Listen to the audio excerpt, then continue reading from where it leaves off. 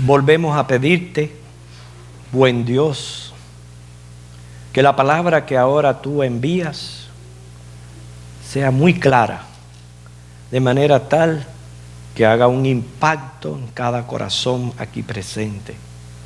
Lo pedimos en Jesucristo. Amén. La serie de sermones que estamos llevando a cabo intenta escudriñar ese episodio de la caída del hombre para así aplicar los pasos necesarios que nos ayuden en nuestra lucha espiritual, en este proceso de santificación en que nos encontramos todos los cristianos que hemos puesto la mano en el arado y de ninguna manera queremos mirar atrás. Persigo dos cosas, quiero que las recuerden bien en su mente. Como verdad central de este mensaje es el reconocer la tendencia natural que hay en nosotros de culpar a otro agente por nuestro pecado. Y como objetivo principal, confrontar nuestra realidad con responsabilidad. O sea, evadiendo las excusas inválidas que no resuelven, son contraproducentes para que podamos apreciar la justicia que nos es imputada en Cristo Jesús. El hombre comete dos errores. Uno, está el padre que se siente culpable por un hijo rebelde. El otro error es el hijo que culpa al padre por ser rebelde. En Juan 9, los primeros 3 versículos, ahí narra el momento cuando Jesús se encuentra con un ciego de nacimiento y los discípulos le preguntaron al maestro: ¿quién pecó, este o sus padres, para que haya nacido ciego? Muy interesante la manera en que respondió Jesús, porque lo hizo indirectamente. En el versículo 3, Él dice: pecó para que las obras de Dios se manifiesten en Él. Mire qué respuesta. Para que las obras de Dios se manifiesten en Él. La enfermedad y el sufrimiento eran considerados comúnmente como consecuencias del propio pecado. Tenemos que estar de acuerdo que todo dolor, sufrimiento, enfermedad y la misma muerte derivan del mismo. Algunos judíos creían en heredar la consecuencia del pecado de los padres. ¿Qué tiene que decir usted al respecto? ¿Heredan los hijos las consecuencias pecaminosas de los padres? Veamos estas consideraciones. Fíjense, es muy cierto que el padre debe instruir a su hijo en el camino.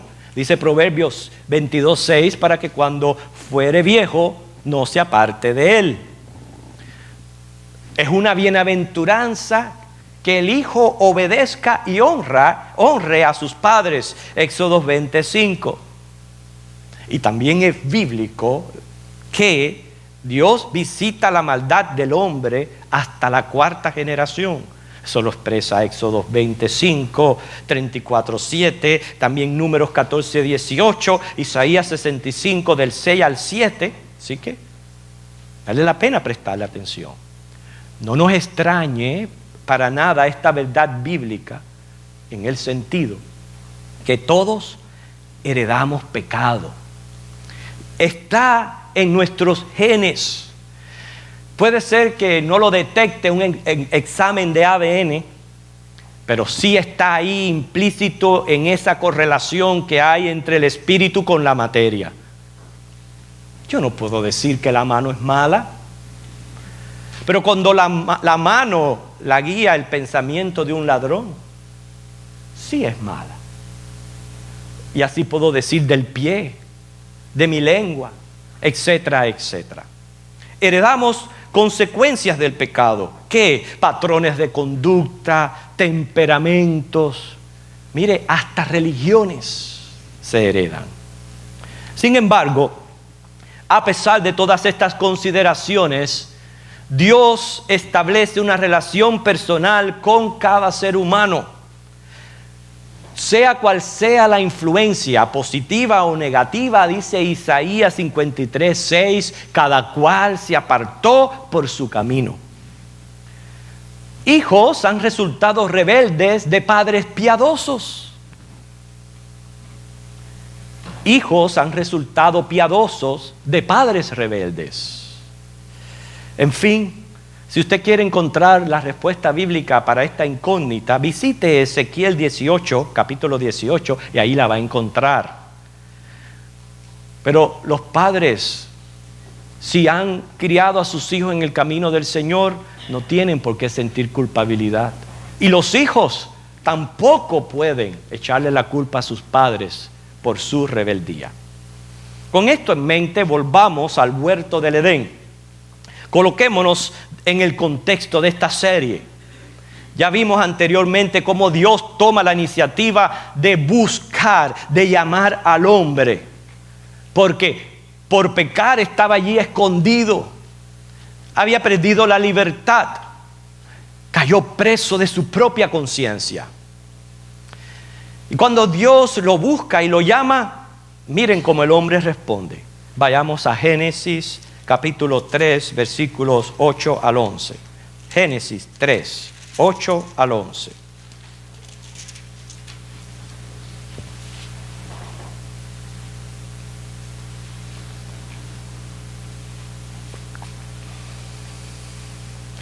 Y oyeron la voz de Jehová Dios que se paseaba en el huerto al aire del día. Y el hombre y su mujer se escondieron de la presencia de Jehová Dios entre los árboles del huerto. Mas Jehová Dios llamó al hombre y le dijo: ¿dónde estás tú? Y él respondió: oí tu voz en el huerto y tuve miedo porque estaba desnudo y me escondí. Y Dios le dijo: ¿quién te enseñó que estabas desnudo? ¿Has comido del árbol de que yo te mandé no comieses? Y el hombre respondió: la mujer que me diste por compañera me dio del árbol y yo comí. Entonces Jehová Dios dijo a la mujer: ¿qué es lo que has hecho? Y dijo la mujer: la serpiente me engañó y comí. Vamos a leer hasta ahí. Miren cómo Adán responde. ¿Cuáles son sus declaraciones? Número 1, expresa su temor al oír la voz de Dios. En parte, quiero decirle, es bueno. Es bueno que el hombre, en efectivo, reconozca que Dios es fuego consumidor. Que horrenda cosa es caer en manos del Dios vivo, como habla Hebreos 10:31. Es bueno que el hombre en parte reconozca que Dios es justo y no va a dar por inocente al culpable. Porque es obvio que toda transgresión requiere castigo y condenación. Así que es bueno que haya expresado temor a Dios, porque qué triste que los hombres hayan perdido el temor a Dios. Mientras los demonios tiemblan ante su presencia, hay hombres que actúan como si Dios no existiera. Así que tener temor de Dios es bueno. Pero noten que no solamente él declara su temor, sino que confiesa que estaba desnudo. Quiere decir, él siente su vergüenza moral y a su vez su insuficiencia. Pero por último, declara su reacción inmediata. Dice: me escondí. O sea que cuando pecó, no encontró otra salida que tratar de evadir, confrontar la situación. Adán sabía que había hecho mal.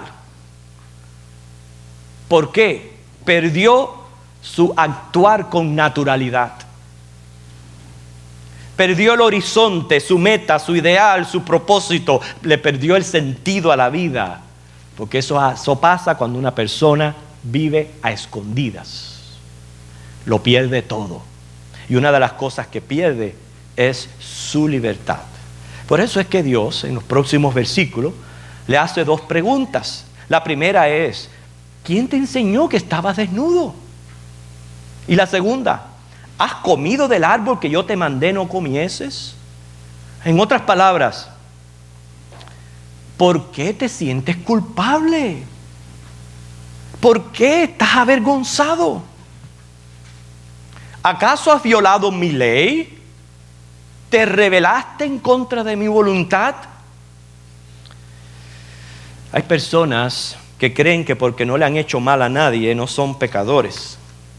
Por tanto, no tienen de qué arrepentirse. Y optan por una manera de vivir relativa. Piensan que comer del fruto prohibido no es tan significante. No le hace daño a nadie. Está esa mentalidad relativista. No, yo hago con mi vida lo que yo quiero. Mientras que yo no le haga mal a nadie, no hay problemas. Hay muchos que piensan de esa manera. Bueno, primero quiero decirles, la vida no nos pertenece. Somos criaturas. No nos hicimos a nosotros mismos.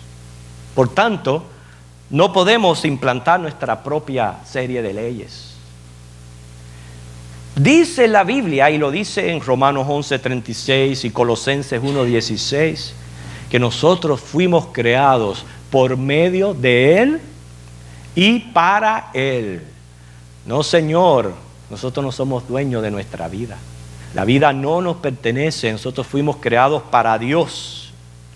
Segundo, hacerle daño a alguien, fíjense que viene a ser prácticamente secundario al pecado. ¿Por qué? Porque todo pecado es contra Dios. Primariamente todo lo que uno hace es contra Dios. Claro, hay pecados con los que le hacemos daño a otras personas. Fíjense que muy pronto ya Caín estaba matando a su hermano Abel. Pero el pecado donde está es en el corazón. Y hay que tener mucho cuidado con los que aparentan ser pequeños. Son los más peligrosos. Porque nos acostumbramos a ellos y perdemos ser redarguidos. Pero la realidad es que ningún pecado permanece pequeño. Todos crecen. Todos crecen. Nosotros pensamos que es una mentirita por aquí. Si usted la deja, pronto se va a volver un mentiroso. Así que tenemos que reconocer que todo pecado es contra Dios. Fíjense que estas preguntas están representando la voz de la conciencia. La conciencia es un tipo de juez. Todos la llevamos en nuestro interior y declara lo que es bueno y lo que es malo. La conciencia es un componente evaluativo de los pensamientos y comportamientos. Es el conocimiento que el ser humano tiene de sí mismo, de su existencia, de las cosas que le rodean, la facultad de emitir juicios de valor sobre algo.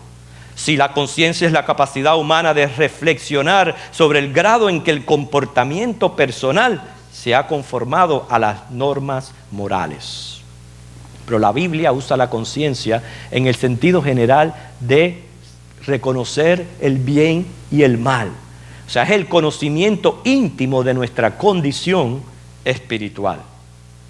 Por eso que Dios le hace estas preguntas a Adán y él responde en el versículo 12, diciendo: la mujer que me diste por compañera me dio del árbol y yo comí.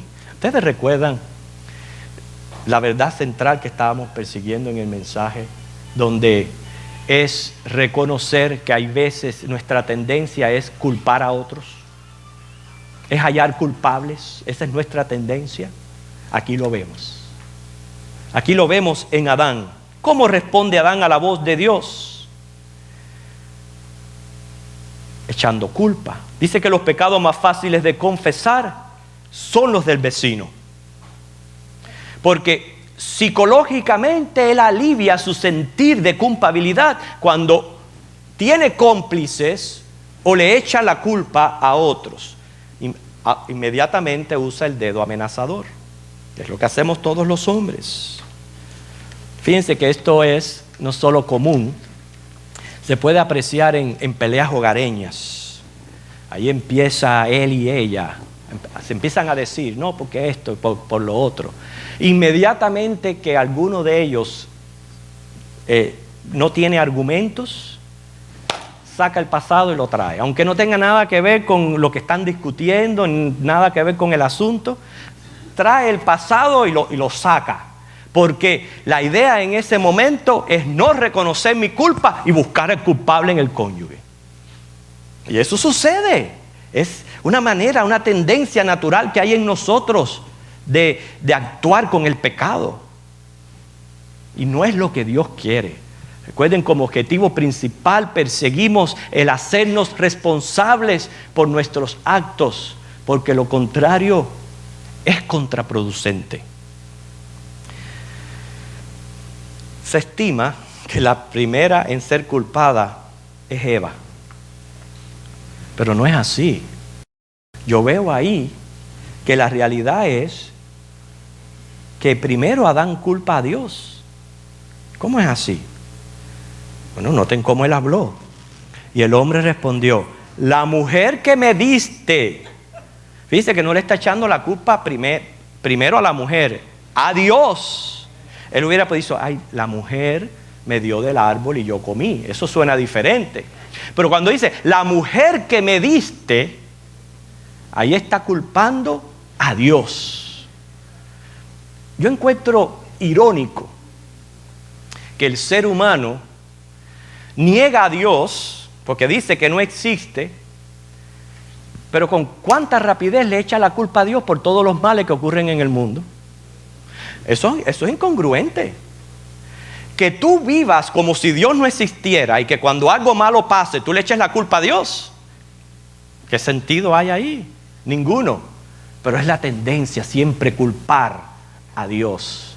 Hay personas que imprudentemente les sucede una tragedia y se vuelven enemigos de Dios. Gente que hasta abandona las iglesias porque hallan a Dios culpable y sus mentes se cierran en eso y no son capaces de salir de ese hoyo.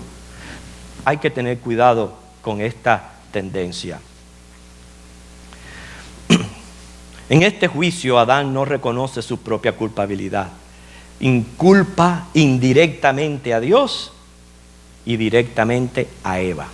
Pero la realidad es que el hecho que le dio de comer no significa que él tuvo que acceder. Por eso, como objetivo es responsabilizarnos de nuestros propios pecados.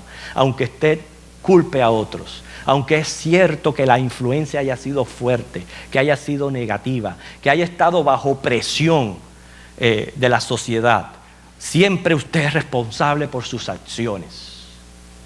Y aunque Eva se le haya puesto en la boca ahí para que coma, aunque le hubiera faltado ya que mordiera por él sigue siendo culpable. Por tanto, debe de responder ante el Señor. Bueno, ¿y cómo respondió Eva? Le tocó el turno a ella.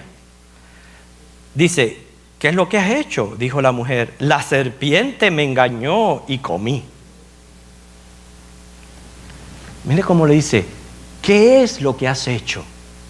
Fíjense que está hablando el Dios omnisciente y omnipresente. Él no estaba ajeno a la situación. Él sabía lo que había pasado. Pero ¿qué era lo que procuraba a Dios con estas preguntas? Que procedieran al arrepentimiento. Por eso ahí encontramos en Juan 9:3, cuando Jesús le dijo a los discípulos y le preguntaron sobre aquel ciego que quién había pecado, Jesús le dijo para que la obra de Dios se manifieste en él. Y Dios lo que quería era manifestar su obra en Adán y Eva. Pero no podía manifestarla mientras ellos estuvieran culpando a otra persona y no se hicieran responsables de sus propios actos. No toda la culpa era del diablo. Sí, Eva cayó por la tentación del diablo. Sin embargo, últimamente Satanás no puede hacernos pecar. ¿Oyó eso? Nunca Satanás puede hacernos pecar. Él solo tienta, pero últimamente somos responsables nosotros por nuestra acción. Vemos que la tendencia del ser humano es culpar, sea a otros o sea a situaciones. Por eso que están muchas veces los hijos, no, usted los ve porque yo soy así, porque me criaron así mis padres. Nací en un hogar incompleto, deficiente, teniendo malas influencias. Y es cierto, eso es peligroso. Pero ¿cuánta gente se ha hecho de bien saliendo de hogares rotos?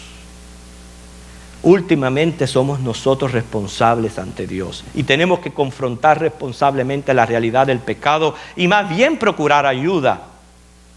Tratar de justificar el mal es irracional, es inválido, carece de provecho y estanca a la persona.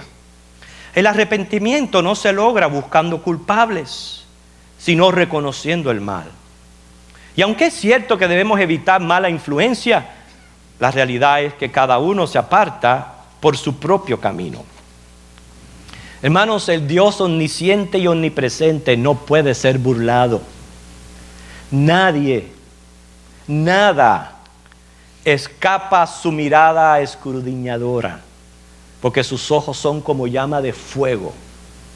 Los únicos perjudicados cuando nos escondemos o tratamos de evadir la culpa somos nosotros mismos.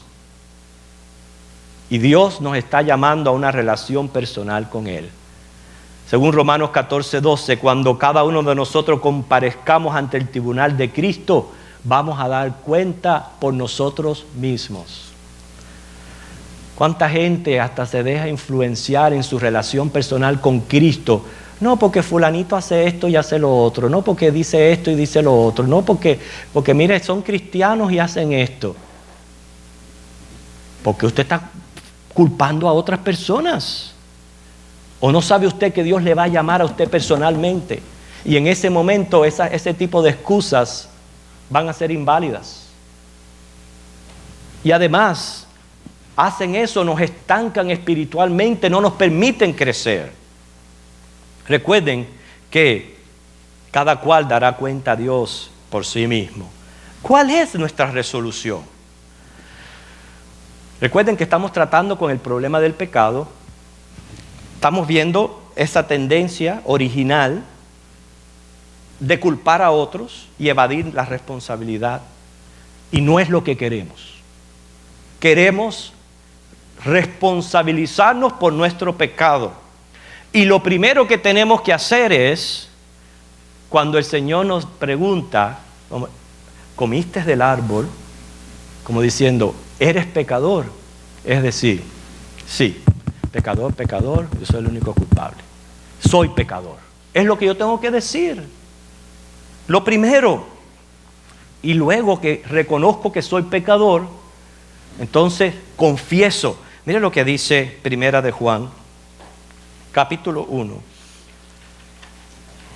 Primera de Juan, capítulo 1, versículos 8 al 10.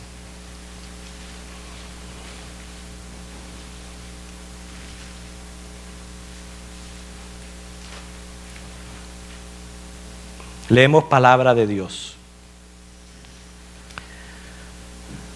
Si decimos que no tenemos pecado, búsquelo y léelo por usted mismo. Si decimos que no tenemos pecado, nos engañamos a nosotros mismos y la verdad no está en nosotros.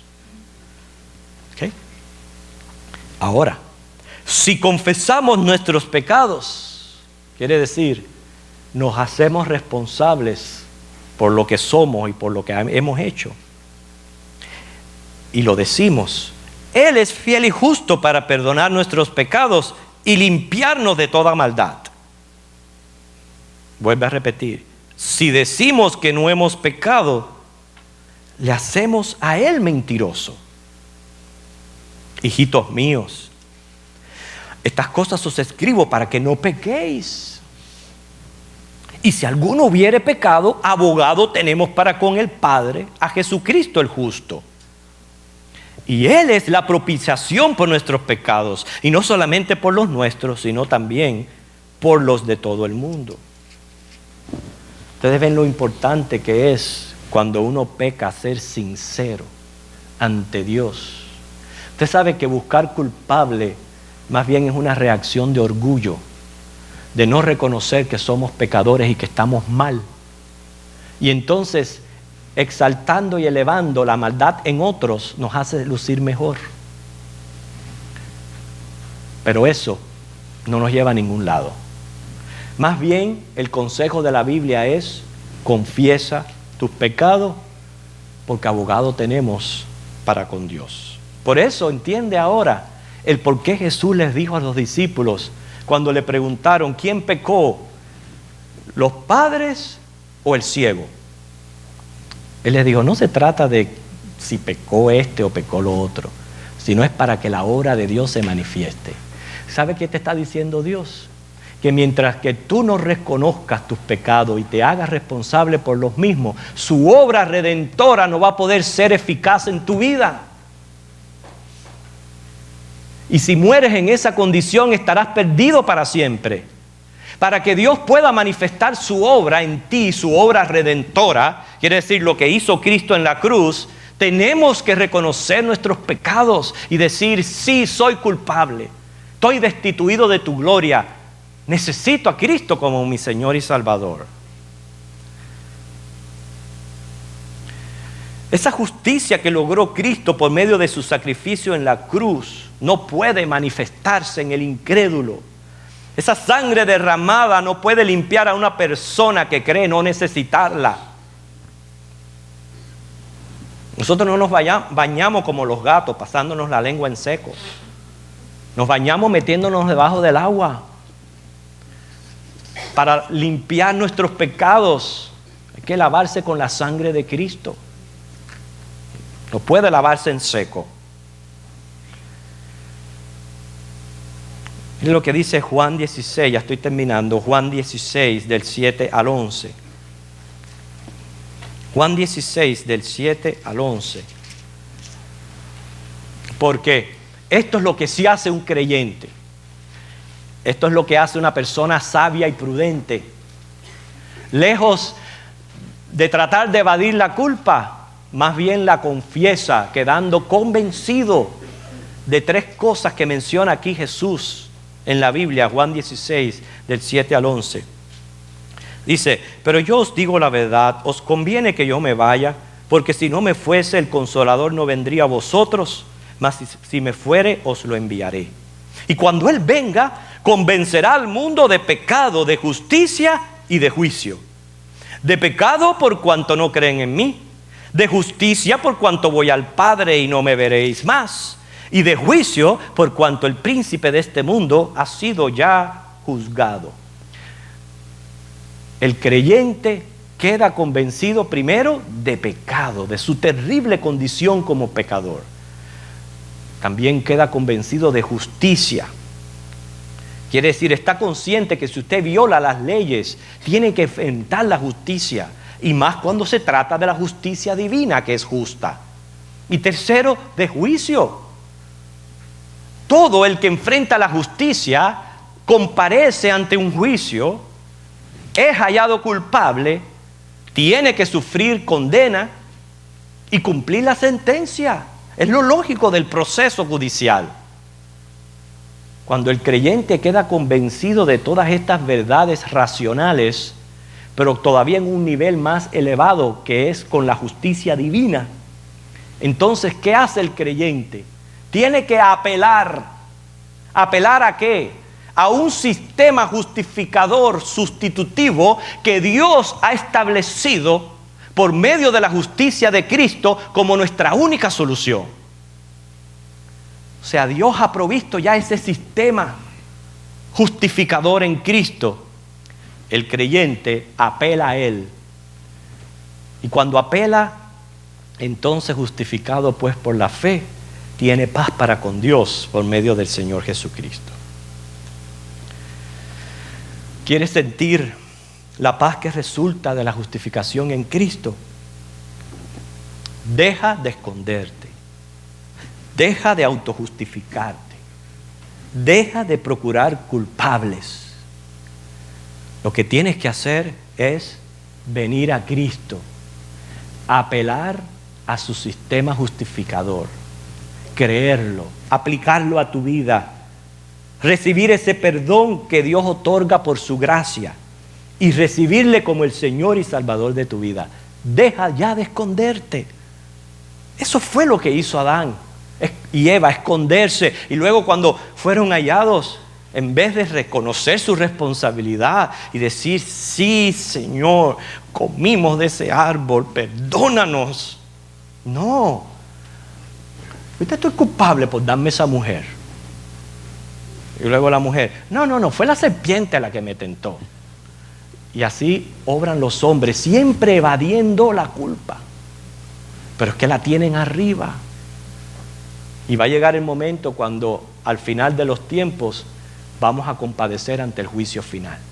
Y si usted no lleva a Cristo como su abogado, como su propiciador, esas excusas de nada van a valer. Así que mire, apele a la justicia de Cristo si quiere vivir la vida eterna. Que el Señor les bendiga, hermanos. Vamos a orar.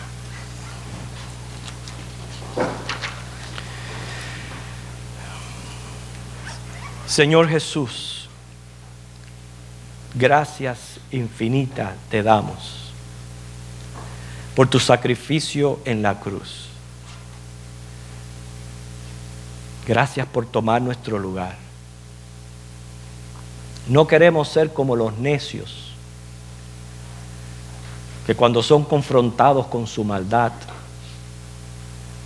tratan de evadir la voz de su conciencia, engañándose a sí mismo, siendo contraproducentes y estancándose en sus vidas. No queremos ser así. Sabemos que todavía tenemos luchas espirituales, que aunque no queremos en nuestro espíritu, pecamos. Entonces ayúdanos a ser sinceros, ya que tenemos una fuente que nos limpia de todo pecado, tu preciosa sangre, Cristo. Ayúdanos a acudir a ella para pedir perdón y limpieza de pecado y apreciar grandemente esa gracia que nos salva. Ten misericordia de cada uno de los que está aquí. Ayúdales a sentir, Señor, y darle prioridad a sus almas. Hoy tú, Padre, a todos nos has confrontado con nuestra realidad, que somos pecadores. Por tanto, necesitamos un Salvador. Y ese Salvador eres tú, Jesucristo.